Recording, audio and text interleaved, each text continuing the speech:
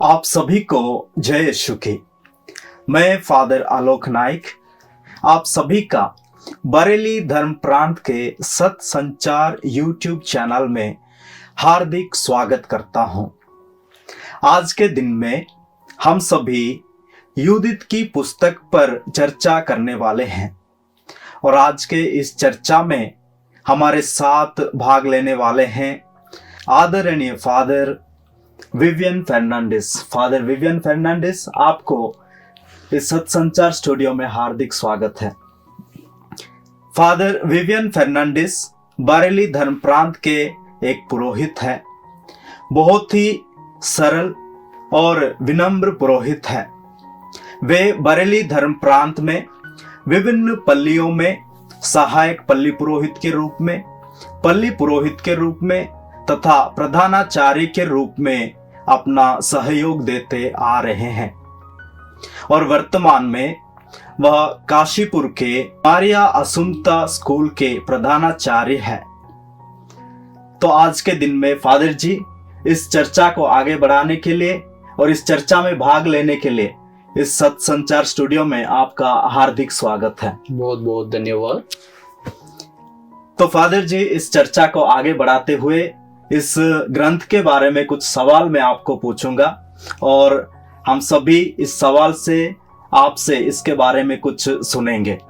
तो सबसे पहले जब हम यूदित के ग्रंथ पर चर्चा कर रहे हैं तो यूदित के बारे में जानना आवश्यक है। तो ये यूदित कौन है फादर जी, इसके बारे में थोड़ा सा हमें बताइए। यूदित मरारी की पुत्री थी और वो सिमियोन वंश की थी और वो बहुत ही सुंदर और खूबसूरत नारी थी और बहुत ही साहसी वो नारी थी। उन्होंने मनस्से से शादी की, लेकिन कुछ ही साल के बाद मनस्से का देहांत हो जाता है और ये विधवा बनती है।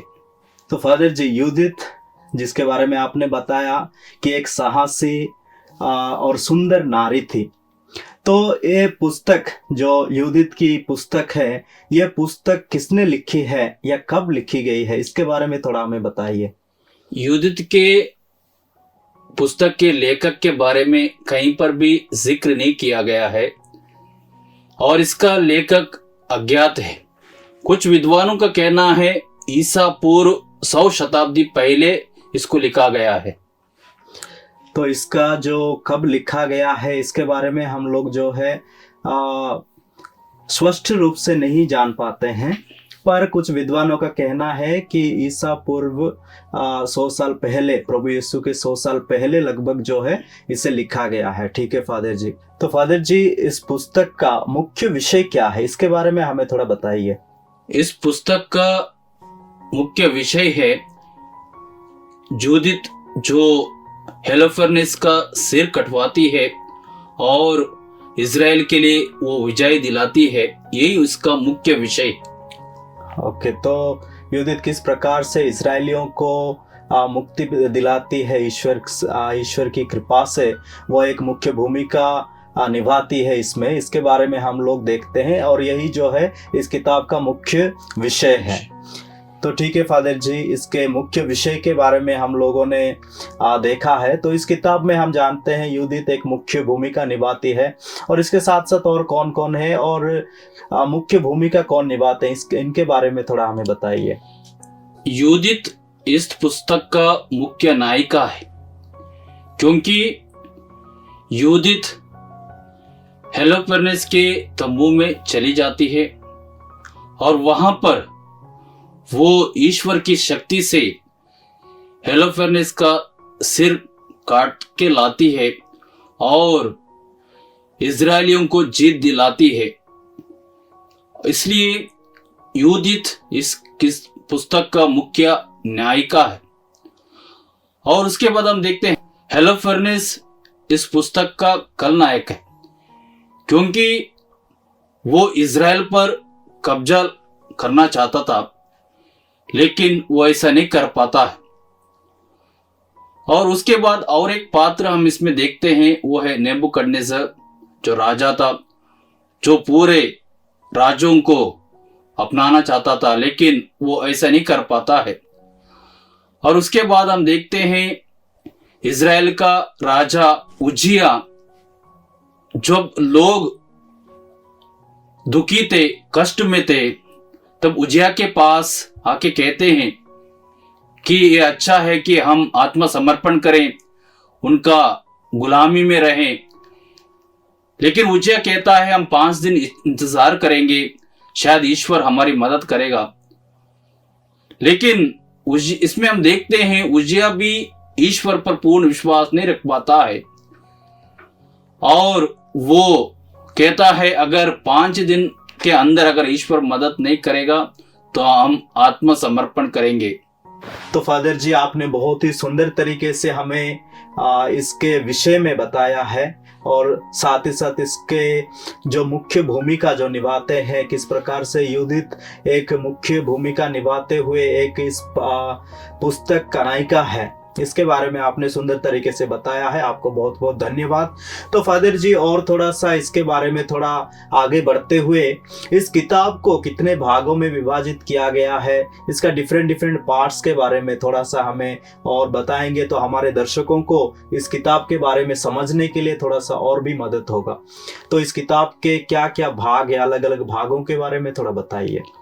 इस पुस्तक को 5 भागों में विभाजित किया गया है। पहला भाग है नेबुकदनेस्सर का आक्रमण, यानी वो अलग अलग राज्यों पर आक्रमण करता है। और दूसरा भाग है बेतूलिया का घेराबंदी, जहां पर हेलोफर्नेस अपने सेनाओं के साथ उनको घेर लेता है। और तीसरा है हम जूडिथ के बारे में सुनते हैं, जहां पर ईश्वर उन्हें एक माध्यम के रूप में भेजते हैं। और चौथा है यूदित युद्ध के लिए निकल जाती है अपने नौकरानी के साथ। और 5वां भाग है, इसमें हम पाते हैं यूदित विजय पाती है और ईश्वर को धन्यवाद देती है और वो ईश्वर का स्तुति आराधना करती है। तो बहुत बढ़िया फादर जी, ये किताब जो है 5 भागों में विभाजित किया गया है। और जैसे फादर ने बताया, इस 5 भागों को अगर एक एक भाग करके हम पढ़ेंगे तो इसके बारे में विस्तार रूप से हम समझ पाएंगे हैं। तो फादर जी, ये बहुत ही सुंदर किताब है और किस प्रकार से यूदित अपनी भूमिका के द्वारा इजरायलियों को विजय प्रदान करती है और मुक्ति का कारण बनती है, मुक्ति प्रदान करने का एक जरिया बनती है। तो इसके बारे में हमने देखा। इस किताब से हमें एक संदेश जो इस किताब से हमें प्राप्त होता है, दीजिए। पूरे इतिहास में हम पाते हैं इजरायली लोगों पर बार बार अनगिनत बार आक्रमण किया गया, उनको सताया गया, लेकिन ईश्वर उनके साथ हमेशा रहे। ईश्वर ने उनकी मदद की, ईश्वर ने इजरायली लोगों को बचाया। हम इस पुस्तक में पाते हैं किस प्रकार ईश्वर इजरायलियों को बचाता है, कमजोर लोगों को बचाता है। ईश्वर ने एक महिला के द्वारा इजराइल को विजय दिलाते हैं। यही मुख्य संदेश इस पुस्तक से हमें मिलता है। तो बहुत बहुत धन्यवाद फादर जी, जो पुस्तक के द्वारा हमें ये संदेश जो हमें मिलता है इसके बारे में आपने हमें बताया है कि चाहे कोई स्त्री हो, महिला हो, पुरुष हो, जब ईश्वर चुनता है उसके कार्य करने के लिए, वह किसी को भी चुन सकता है उसके कार्यों को पूरा करने के लिए, तो चाहे वह महिला हो चाहे पुरुष हो। तो इसलिए हमें यह नहीं समझना चाहिए कि मैं एक साधारण महिला हूँ या मैं एक साधारण पुरुष हूँ, पर प्रभु हर एक व्यक्ति को उसके कार्यों को पूरा करने के लिए चुनता है। और जब प्रभु पर भरोसा रखते हुए उस कार्यों को करते हैं, तब उसके द्वारा, जिस प्रकार से यूदित के द्वारा इजरायलियों को प्रभु मुक्ति प्रदान करते हैं या बचाते हैं, वैसे किसी के द्वारा भी वह कार्य कर सकता है। बहुत बहुत धन्यवाद फादर जी। आपने इस किताब से एक सुंदर संदेश हमें दिया है, पर मैं चाहता हूँ कि आपने इस किताब को पढ़ा है, इस किताब के बारे में मनन चिंतन किया है, तो हमारे दर्शक के लिए, हमारे इस सत्संचार परिवार के जो दर्शक है उनके लिए आप अपने तरफ से एक संदेश प्रदान कीजिए। मैं यही संदेश देना चाहता हूं कि हमारा ईश्वर महान है और हमारे ईश्वर स्वर्ग और पृथ्वी के सच्चे परमेश्वर है और हमारे ईश्वर पूरे ब्रह्मांड के सृष्टिकर्ता है। हमारे ईश्वर कमजोर लोगों को बचाता है, जो लाचार हैं, जो गरीब हैं, उनको ईश्वर बचाता है, कमजोर लोगों को बचाता है। और जो लोग ईश्वर पर भरोसा रखते हैं, प्रभु उनके साथ रहते हैं। और इतना ही नहीं, परमेश्वर सब पर दया दिखाता है। और इस पुस्तक के माध्यम से हम यही पाते हैं किस प्रकार ईश्वर एक स्त्री के द्वारा इज़राइल को बचाते हैं। इस पुस्तक में हम इसको पाते हैं। जब राजा आईयोर जब ईश्वर पर पूर्ण भरोसा नहीं रख पाया, लेकिन जूडित ईश्वर पर पूर्ण भरोसा रखती है। उसको पता था कि केवल ईश्वर ही हमें बचा सकता है, इसलिए वो हेलोफर्नेस से वो लड़ने जाती है और उसको हराती है और इजराइल लोगों को जीत दिलाती है। मैं यही कहना चाहता हूं, कई बार जब हमारे जीवन में कष्ट आते हैं, संकट आ जाते हैं, मुसीबत आ जाते हैं, हम डर जाते हैं। कई बार हम ईश्वर पर भरोसा रखना ही छोड़ देते हैं। हमें यूदित से कुछ सीख लेना चाहिए।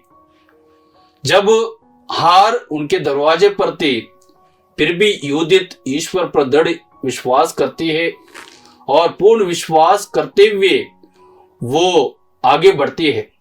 उसी प्रकार हमें भी ईश्वर के लिए इंतजार करना चाहिए और ईश्वर हमें कभी भी नहीं त्यागेगा। यही मेरा संदेश है। बहुत बहुत धन्यवाद फादर जी, आपने हमें इस किताब के बारे में बहुत ही सुंदर तरीके से बताया है और मैं आशा करता हूं कि हमारे दर्शक इस किताब को बहुत ही आसानी से अभी पढ़ पाएंगे और समझ पाएंगे। तो प्रिय दर्शकों, आप सभी को बहुत बहुत धन्यवाद। इस पुस्तक की चर्चा में आप हमारे साथ बने रहे और इस पुस्तक के बारे में आपने सुना है। इस वक्त मैं फादर जी आपको बहुत बहुत धन्यवाद देता हूं। जैसे मैंने आपको बताया कि फादर काशीपुर के व मरियम असुमता स्कूल के प्रधानाचार्य है। बहुत ही व्यस्त कार्यक्रम के बावजूद वह हमारे इस कार्यक्रम में भाग लेने के लिए अपना समय दिया है, बहुमूल्य समय दिया है।